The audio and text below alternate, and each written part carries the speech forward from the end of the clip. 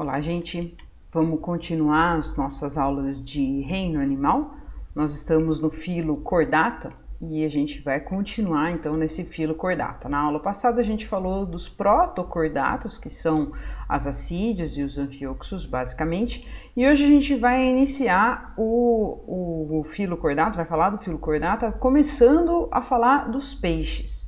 Então, para localizar o nosso estudo, a gente está aqui no filo dos cordados, que tem essas características em comum. Já falamos desses dois subfilos e a gente vai falar do subfilo Craniata, que inclui os peixes, que é o tema da aula de hoje.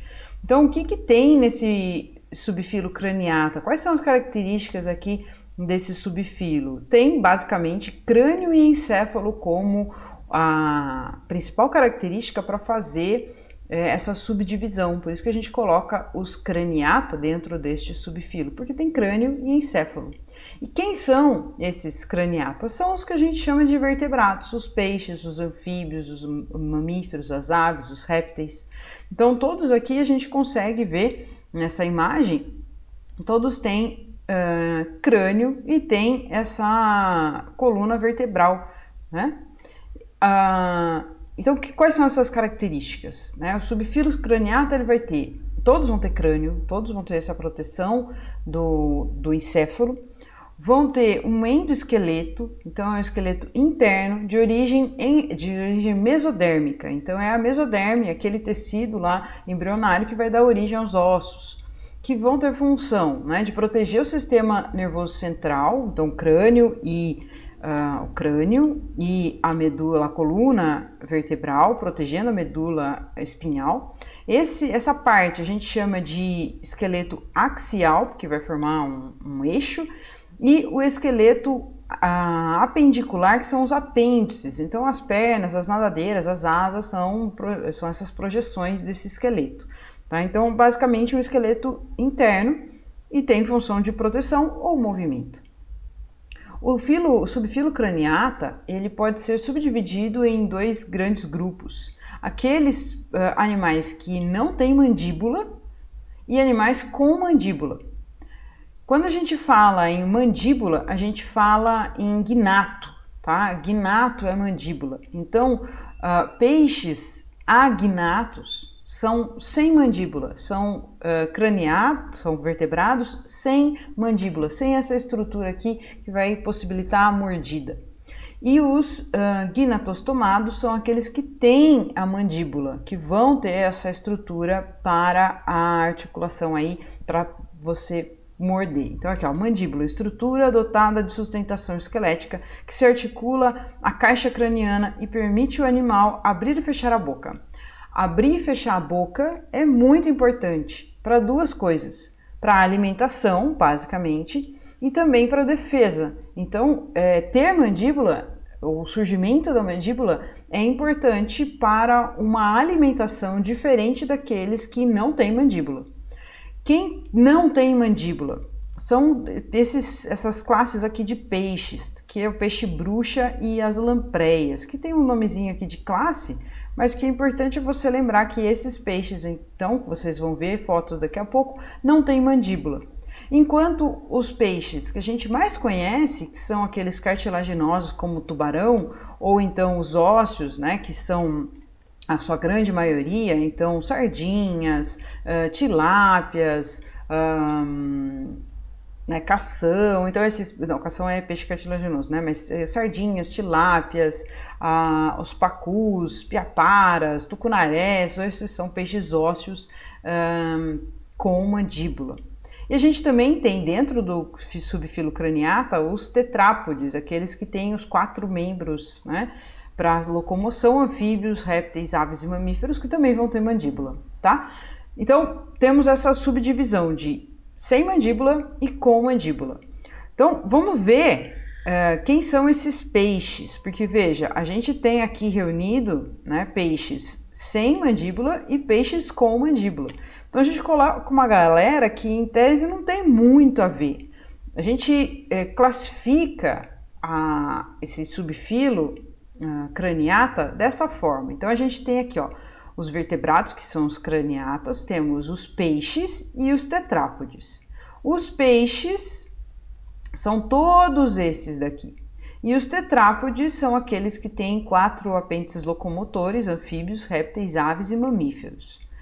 São este grupo aqui. Perceba que para peixes a gente junta uma galera aqui, ó, que tô vendo que tem várias origens. A gente não tem um único ancestral dando origem a todos esses. A gente fala que esse grupo peixes é um grupo artificial, é um grupo que a gente reúne um bando de gente, um bando de espécies que a gente acha que tem uma característica muito importante, que é ter nadadeira e ter respiração branquial. Então, tem membros, né, em forma de nadadeira e que normalmente tem escamas de origem térmica, ou melhor, tem simplesmente escamas. Esse grupo, ele é um grupo que a gente fala que não é monofilético, ele é polifilético, ele não tem um único ancestral que deu origem aos peixes. A gente tem para cada grupo, basicamente, um ancestral. Então a gente reúne esta galera artificialmente, simplesmente pelo fato deles terem nadadeiras, terem respiração branquial e terem escamas. Ah, mas eles têm um único ancestral em comum? Não, tá? Mas é o jeito que a gente classifica, beleza? Então, quem são os peixes? Vamos ver essa diversidade enorme de grupos que a gente reúne em peixes. A gente tem, então, os agnatos, que são aqueles sem mandíbula, ou também podem ser chamados de ciclostomados. Por que ciclo? Porque a boca é em círculo, é um círculozinho. Então, eles não têm mandíbula, eles têm o corpo cilíndrico alongado e o esqueleto cartilaginoso. Não tem escamas, é uma pele, né, sem escamas, tem nadadeiras ímpares, quando tem, e tem essa boca circular, por isso ciclostomados. Aí a gente tem aqui, ó, as feiticeiras ou peixes bruxas, que ficam enrolados, por isso esse nome aí, podem se dar um nozinho, e as lampreias, que tem esse jeitão aí de boca circular, um olho diferente, a parte bucal é diferente, né? Vocês vão ver aqui, ó, por exemplo, as feiticeiras têm essa boca aqui maravilhosa, olha que gracinha, que foto, uma selfie maravilhosa. Então, eles têm esta boca desse jeito e eles ficam enrolados. Isso é uma feiticeira, um peixe bruxa, né, dessa classe Myxine. Eles não têm coluna vertebral, por isso que eles se enrolam, então é uma exceção aí do grupo. Se alimentam de anelídeos, poliquetos, peixes, certo? Então esse é o grupo dos Myxine, das feiticeiras, dos peixes bruxa. E esses daqui, as lampreias, veja que a boca é bem diferente, né? Então a estrutura da cabeça e da boca é diferente. Eles têm, as lampreias vão ter essa boquinha bem redondinha, com dentículos, e são utilizados para grudar, né, nos animais, né, nos outros peixes, e sugar. Eles não vão conseguir mastigar, então eles vão ter uma estrutura para sucção de sangue, é quase que um parasita, beleza? São, inclusive aqui, descrito como ectoparasitas, parasitas externos, certo? Aí a gente tem os outros com mandíbula, que a gente chama de gnatostomados. Então são modificações que foram acontecendo ao longo da evolução que vão ter algumas melhorias para esse grupo, né? Então são grandes modificações que aconteceram para a locomoção desses animais, já que a gente vê nesses dois grupos aqui não tem nadadeiras, né, com grande destaque, tem uma motilidade menor. E enquanto que esses grupos que a gente vai ver agora têm uma locomoção melhor. E essa mandíbula, né, essa classe está presente aí dentro dos gnatostomados. Então a gente vai falar de peixes cartilaginosos e ósseos que têm esta mandíbula, assim como todos esses outros tetrápodes. Então vamos falar desses peixes gnatostomados, que a gente normalmente são esses que a gente fala lá no Fundamental 2, que são basicamente os peixes cartilaginosos e os peixes ósseos. Os né, as características gerais aí, vai ter um tegumento, né, uma epiderme bem rica em glândula, mucosa e bastante escama. Para que essas estruturas, né, de ter muco e ter escama? Isso vai deixar o peixe bastante liso para facilitar a natação. Você, professora, mas já está na água. Mas isso ajuda a natação. É só você pensar, quando você pega um peixe da água, ou mesmo, né, quando você compra um peixe, você percebe que ele é bem esguio e as escamas facilitam que ele escorregue da sua mão. É justamente para ele conseguir nadar melhor. Vai ter um corpo justamente hidrodinâmico para conseguir nadar com nadadeiras e linha lateral, que é uma linha ao longo da lateral do peixe, por isso o nome, que vai dar uma percepção do ambiente. Eles são ectotérmicos, que a gente ainda não disse em nenhum momento no reino animal, então a temperatura deles varia em função com a temperatura da água em que está. Então, peixes de água quente vão ter uma temperatura corpórea relativamente quente, porque estão em água quente. Peixes de água fria vão ter uma temperatura corpórea mais fria por estar em água fria. Eles são dioicos, então vai ter macho e vai ter fêmea. E esses peixes, como eu disse no slide anterior, são peixes ginatostomados, são peixes com mandíbula. Da onde veio a mandíbula? Esses são, então, os primeiros animais com mandíbula. Essa mandíbula, né, é uma derivação de fendas branquiais que ao longo da evolução deu origem a essa mandíbula que a gente consegue então articular para morder, tanto para comer quanto para defesa, e no nosso caso também a gente articula para vocalização, para falar. Os peixes, então, esses peixes ginatostomados podem ser divididos em peixes condrictes, que são os cartilaginosos, e osteíctes, que são os ósseos.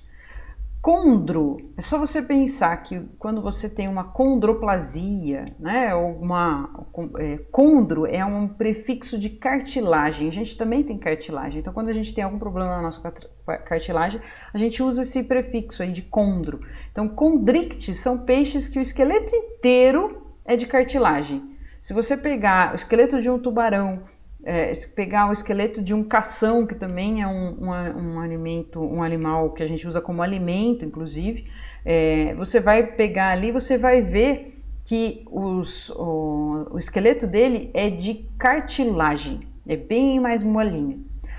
Os peixes ósseos a gente chama de osteíctes, né? Então, ósteo é de ósseo. E aí a gente tem algumas classes aqui de peixes ósseos. Então, todo o esqueleto do peixe vai ser de osso. Vamos falar primeiro dos condrictes. Então, condrictes, a principal característica é esse esqueleto cartilaginoso.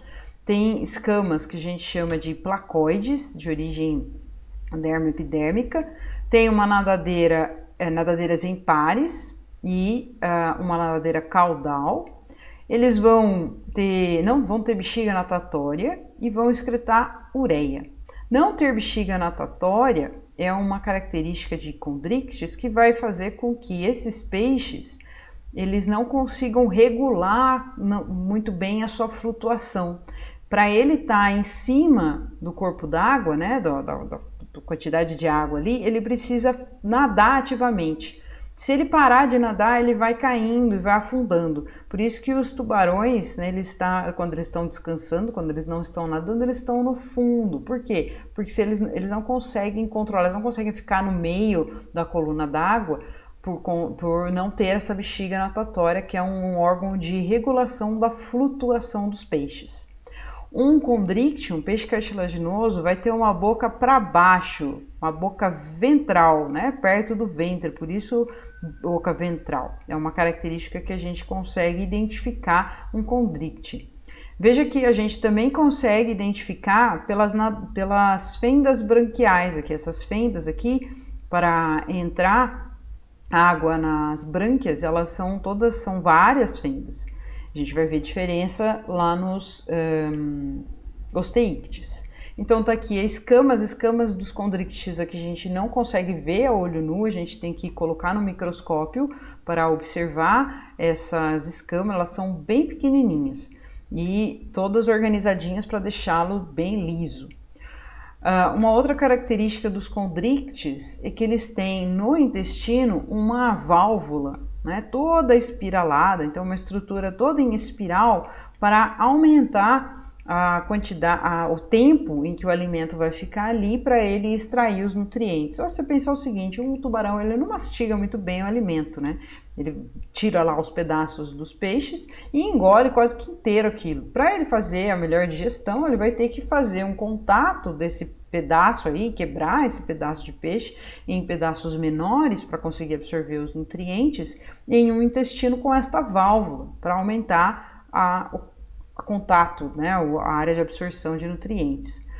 Uma coisa bem interessante dos condrictis é que eles têm, né, os tubarões principalmente, eles vão ter um sistema de localização e de percepção do ambiente baseado em eletricidade, que são essas ampolas de Lorenzini. Eles conseguem perceber a movimentação dos peixes por conta de quando a gente movimenta a musculatura, a gente tem impulsos elétricos que vão fazer com que aconteçam essas contrações musculares. E os peixes cartilaginosos vão ter ao redor ali da parte da boca e dos olhos aqui, essas ampolas de Lorenzini que vão detectar essa atividade elétrica, tá? São muito sensíveis.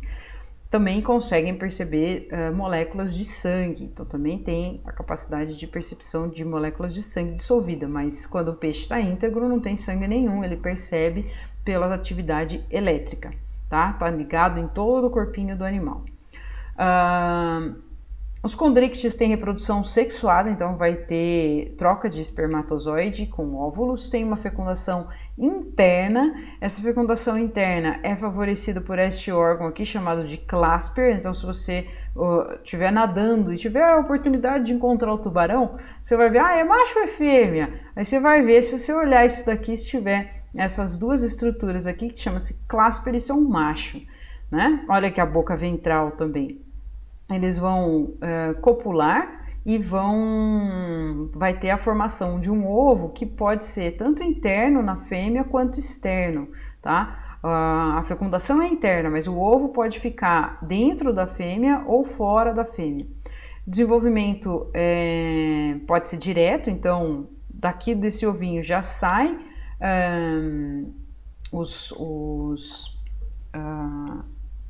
tubarõezinhos, ou então eles botam os ovos e aí então eclode os tubarõezinhos desse ovo.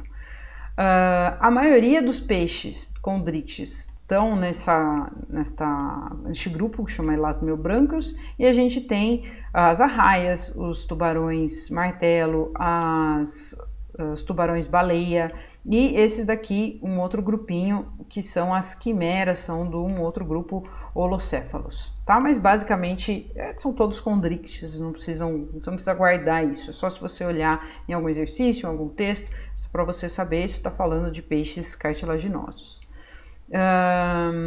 Tá aqui de novo, mas aí, bom, mudando, né? Falando agora dos peixes ósseos. Então, terminando os cartilaginosos, agora os ósseos, a gente tem o quê? Um esqueleto ósseo, olha só. Talvez a principal característica e mais fácil de você responder, de diferenciar um peixe do outro.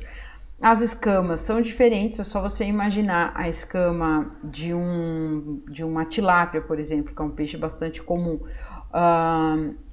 Ela é maior, tem origem térmica, algumas exceções tem peixes de couro, né? Mas a maioria dos peixes tem essa escama maior de origem dérmica. Outra coisa, quando a gente também diferencia bem facilmente, lembra que o tubarão tinha aquelas fendas, eram várias fendas?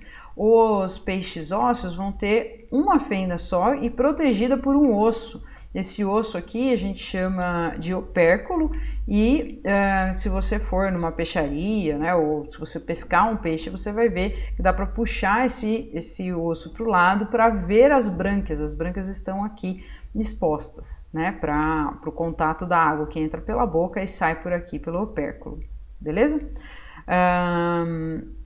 A boca desses peixes é frontal, então tá bem na frente e por onde entra a quantidade de água aí para a movimentação pelas brânquias e a troca gasosa. Então, como é que os peixes respiram?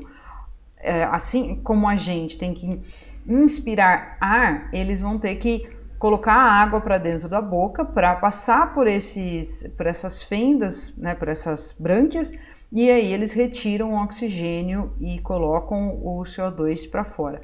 E então acontece as trocas gasosas. Esses peixes eliminam amônia, diferente dos condrictes que eliminam ureia.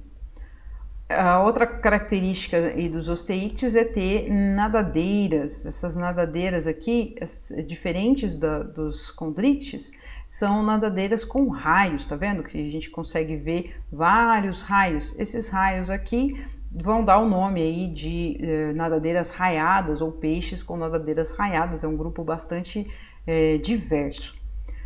Outra característica que é bem marcante é a presença de bexiga natatória. Então, esses peixinhos, eles vão ter uma estrutura dentro do corpo aqui, ó, destacada, que é a bexiga natatória. Essa bexiga natatória vai encher de ar, eles conseguem colocar o ar aqui para regular a flutuação. Então, como eles conseguem encher o corpo com ar nessa bexiga, ele vai conseguir fazer com que o corpinho dele fique no meio, ou mais em cima, ou mais embaixo, sem precisar nadar, porque ele controla a sua densidade corpórea com a quantidade de ar ali dentro. Se ela tiver com a bexiga cheia, vai ficar mais para cima. Esvazia a bexiga, o corpo fica mais denso e afunda, beleza? Tem reprodução, aí também é outra coisa, tem linha lateral de detecção de vibrações, né? O que é essa linha lateral? Essa linha lateral é um monte de pontuações ao longo do corpo do peixe que vai fazer com que ele perceba a presença ou ausência de movimento ao seu lado. Então movimenta-se a água e isso vai estimular determinadas células nervosas e ele vai perceber então se está movimentando. Imagina um cardume que se movimenta todo junto. Por que ele se movimenta? Por que ele sabe que o peixinho vai mudar para um lado para o outro? Porque ele está percebendo a movimentação aí pela essa linha lateral. Ele também consegue perceber um predador chegando, porque ele vai movimentar a água e ele consegue perceber que ocorre um movimento de água e ele pode fugir. Beleza? Dentro desses peixes a gente tem uma diversidade enorme. Então, cavalos marinhos, né, peixe-espada, peixe mandarim, esse outro peixe aqui que eu esqueci o nome, são peixes ósseos, tem um esqueleto ósseo. A gente também tem espécies dulcícolas bastante comuns no nosso país, o pacu, a piranha, tucunaré, esses outros peixes que também são às vezes ornamentais, usados né, por aquaristas. Vão ter, e aí dentro desses peixes, desse grupo, a gente ainda tem dois grupos aí de peixes mais importantes do ponto de vista evolutivo, que são esses Sarcopterygii, que são, né, o exemplo mais famoso é o selacanto, que vão ter uma nadadeira com ossinhos, que é uma nadadeira que a gente chama nadadeira lobada, que muito provavelmente é o primórdio aí de uma patinha. Então é um elo de explicação dos peixes terem, né, ao longo da evolução aí, terem surgido outros animais como, por exemplo, anfíbios. Não que um derivou do outro, mas é um elo evolutivo de que ocorreram modificações nas nadadeiras. E os dipnoi, que são os peixes pulmonados, aqui a piramboia brasileira, que é um peixe pulmonado, então vai ter muito provavelmente essa modificação da bexiga natatória em uma estrutura de troca gasosa mais parecida com a nossa pulmonar, tá? Então são importantes por esse aspecto. Tem um sistema circulatório, isso daqui às vezes é importante por conta de exercícios que comparam o sistema circulatório vertebrados, e aí a gente tem nos peixes um sistema circulatório que a gente fala que é simples, porque passa uma única vez pelo coração, tá aqui o coração. O coração vai ter um átrio e um ventrículo, e aí o sangue vai passar pelo coração, passa pelas brânquias, troca gasosa, e aí então a gente tem o transporte de oxigênio para o corpo, e aí depois passa de novo pelo coração. Então passa apenas uma vez pelo coração para esta circulação. E aí a excreção, os dois tipos de excreção que eu comentei nos dois grupos. Então, eu espero que vocês tenham entendido, tenham tido uma visão geral aí de peixes, façam um resumo da aula, leia o livro, faça os exercícios e escreva com as suas dúvidas. Eu espero que vocês tenham entendido. Até a próxima!